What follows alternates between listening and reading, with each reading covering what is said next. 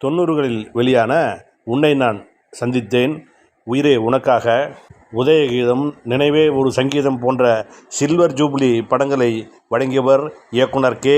ரங்கராஜ். நீண்ட இடைவெளிக்கு பிறகு அவர் தற்போது கொஞ்சம் காதல் கொஞ்சம் மோதல் என்ற புதிய படத்தை இயக்கியிருக்கிறார். ரோஜா கூட்டம் ஸ்ரீகாந்த் இப்படத்தில் ஹீரோவாக நடிக்க அவருக்கு ஜோடியாக பூஜிதா நடித்துள்ளார். மார்ச் மாதம் இப்படம் திரைக்கு வருகிறது. இதையொட்டி இப்படத்தின் ட்ரெய்லர் பாடல் வெளியீட்டு விழா சென்னையில் நடந்தது. இவ்விழாவில் பட ஹீரோ ரோஜா கூட்டம் ஸ்ரீகாந்த் கலந்து கொண்டு பேசும்போது, படங்களில் நடிகைகள் தண்ணி அடிப்பது போல் நடிப்பதில் தவறு எதுவும் இல்லை. அவர்கள் கவர்ச்சி உடை, அதாவது ஆபாச உடை என்று சிலர் கூறுகிறார்கள். அப்படிப்பட்ட உடை அணிவதிலும் தவறில்லை.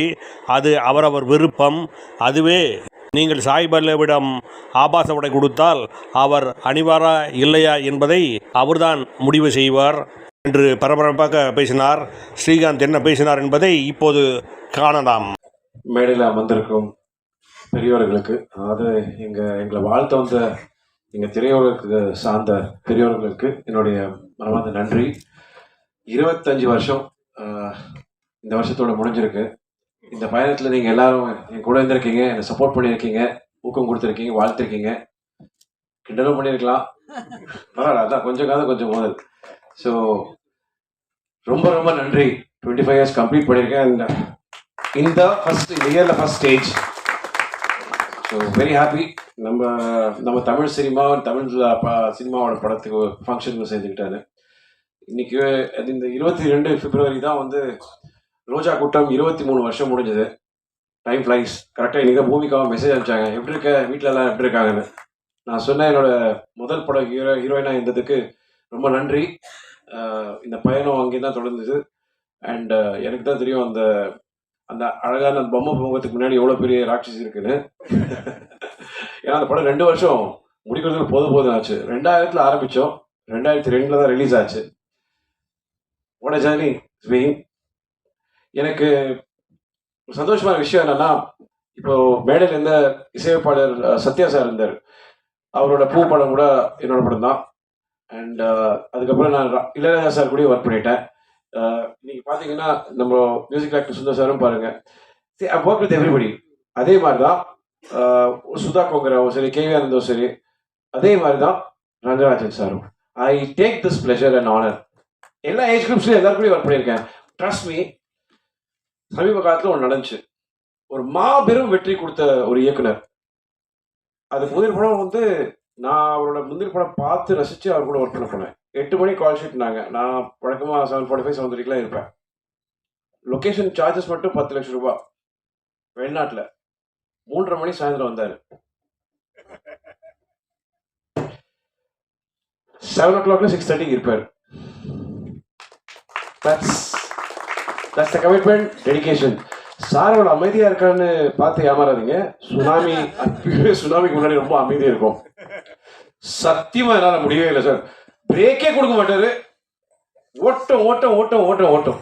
இன்னும் அவரோட பயம் என்னன்னா, தாமதம் ஆகிடக்கூடாது, நேரத்தில் முடிச்சு ப்ரொடியூசரோட செலவை மிச்சம் பண்ணணும், டைம்ல முடிச்சிடணும்னு. அந்த கடைசி 6:30 மணி வரைக்கும், அந்த 6:30 அப்படி சொல்ற வரைக்கும் இன்னும் எதனா ஒரு ஷார்ட் எடுத்துலாமா, கேட்டு கூட வந்துட்டு இருப்போம். ஓகே அப்படின்னு. அதாவது இந்த கடைசி நிமிஷத்து வரைக்கும் வேலை செய்யணும்னு ஆசைப்படுறாரு. I really appreciate people. யாராவது இந்த மாதிரி வேலை செய்யணும்னு ஆசைப்படுறாங்க பார்த்தீங்களா? You should encourage. And I'm glad sir, அவரோட இந்த கனவுல நான் எழுந்திருக்கேன். ரொம்ப சந்தோஷப்படுறேன்.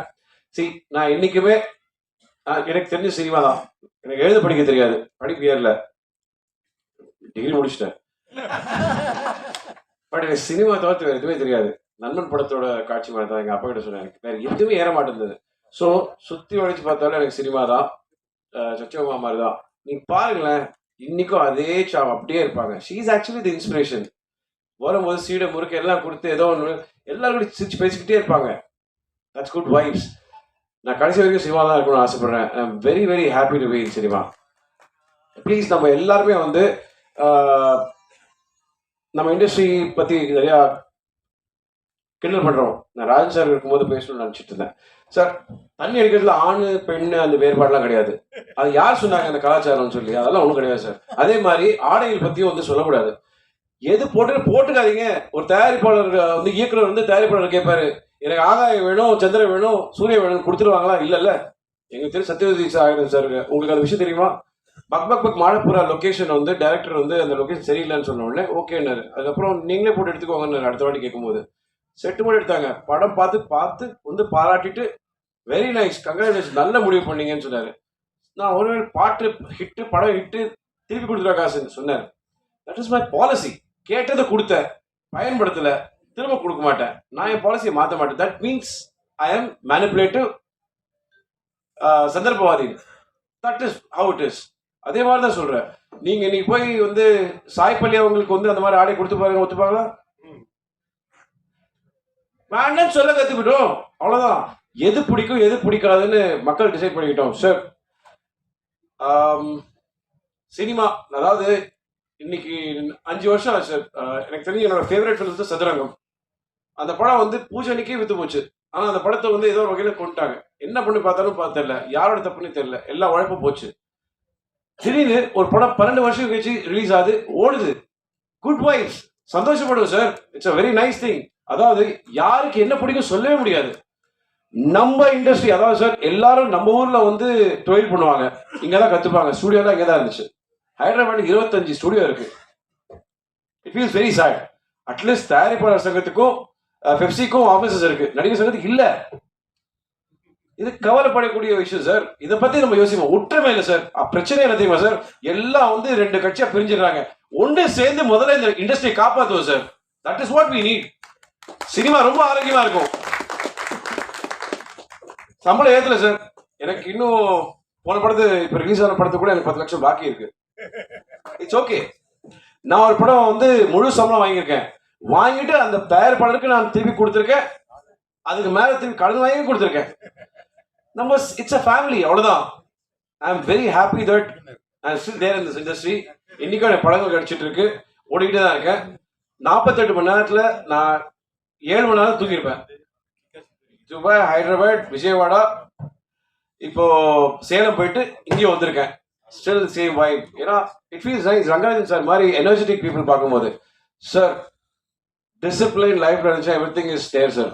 ஐ ஸ்டில் ஃபீல் ஹாப்பி தட் இந்த மாதிரி ஒரு ஆசையோட எடுத்துட்டு வந்து கொடுக்குறாங்க.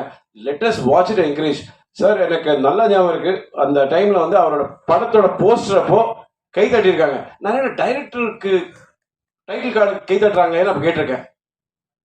இதுதான் புரியுது. It's very rare to C directors title கார்டுக்கு கிளாப்ஸ் இன்னைக்கு. Right sir? நீங்க வந்து சூப்பர் ஸ்டார் இருந்ததுன்னா விசில் அடிக்கிறோம், எல்லாம் இளைய தளபதியோ தலை அப்படின்னா அடிக்கிறோம். Directors those are days. நீங்க பாத்தீங்கன்னா ஆர்கே செல்வராஜ் சார் காம்ப்ரமைஸ் பண்ண மாட்டாரு. Grandeur. They gave heart and soul, and please let's all be unity-யோட நம்ம இண்டஸ்ட்ரியை திருப்பி அதெல்லாம் பெட்டர் ஆக்க முடியுமா, இன்னும் ஸ்டுடியோஸ் உருவாக்க முடியுமான்னு பார்ப்போம். I love Tamil cinema. எனக்கு என்னன்னா வந்தவங்க எல்லாருக்கும் வேலை கொடுத்துருக்கு, இன்னைக்கு எனக்கு வேலை கொடுத்துக்கிட்டே இருக்கு. இடையில எதனா ப்ராப்ளம்லாம் கொடுத்தா கூட பாருங்க, டக்குன்னு திருப்பி ஒரு வேலை கொடுத்துரும். ஒரு வாட்டி மக்கள் மனசுல இடம் பிடிச்சிட்டோம்னா you're always there, and I'm very happy that உங்க மனசுல எனக்கு இடம் கொடுத்துருக்கீங்க. அவங்களுக்கும் நம்பிக்கை இருக்கு. ஒரு நல்ல படம் வந்துச்சுன்னா தம்பி கண்டிப்பா நான் இன்னும் காதலிச்சு தான் இருப்பேன். காற்று கழுத்து புரியாக எங்கும் நிறைந்திருப்பது காதல் மட்டும்தான். இப்பதான் அவங்க கேட்டாங்க, ஐயோ பேர் சொல்ல மறந்துட்டேன் அப்படின்னு. இன்னொரு படம் கூட கூட சேர்ந்து நடிச்சாங்கன்னு மறந்துட்டாங்க. ஸோ அவங்க இடையில கேப்ல கேட்டாங்க, அம்மா இப்ப யாரும் கேர்ள் ஃப்ரெண்ட்னாங்க. நான் உடனே எஸ் வந்தனா அப்படின்னு அப்படின்னாங்க. You know what? It's love. Let's all be happy. Let's be lively and let's not fight. Enjoy doing movies. ஆக்டர்ஸோட சேலரி நீங்க தான் ஏத்துறீங்க, போட்டு எல்லாம் கொடுத்துறீங்க. அதுக்கப்புறம் ஏன் கம்ப்ளைண்ட் பண்றீங்க? கொடுக்க முடியாதவங்க கம்ப்ளைண்ட் பண்றாங்க, கொடுக்குறவங்க கம்ப்ளைண்ட் பண்றாங்களா? Thank you sir, love you all.